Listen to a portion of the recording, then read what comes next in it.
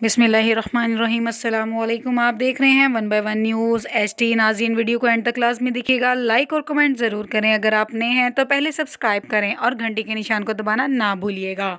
Update कर रही हैं फैसलाबाद से रज़ी कनीज़ रंधावा हैं, जहां पाकिस्तान मुस्लिम लीग पंजाब के जनरल कौंसिल के इजलास मुनक्कद 18 अक्टूबर 2021 की जानिब से तफवीद करदा इख्तियारात के तहत पाकिस्तान मुस्लिम लीग पंजाब के सदर चौधरी परवेज़ इलाही की हदायत पर मोहतरम शफीक अहमद साहब आपको फैसलाबाद PP 51 का सदर पाकिस्तान मुस्लिम लीग यूथ विंग बनाया गया है।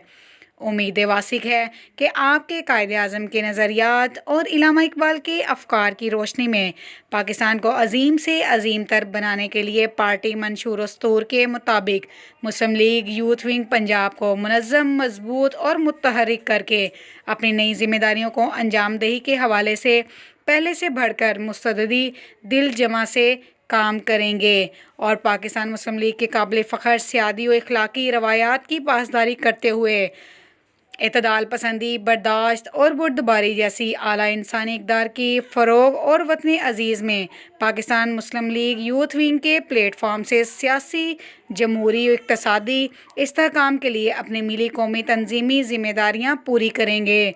मैं दुआ गो हूँ कि ये ओहदा आपके सियासी मुस्तक़बिल के लिए मौसर किरदार अदा करे और मज़ीद आगे बढ़ने के लिए तरक्की का अहम ज़ीना साबित हो।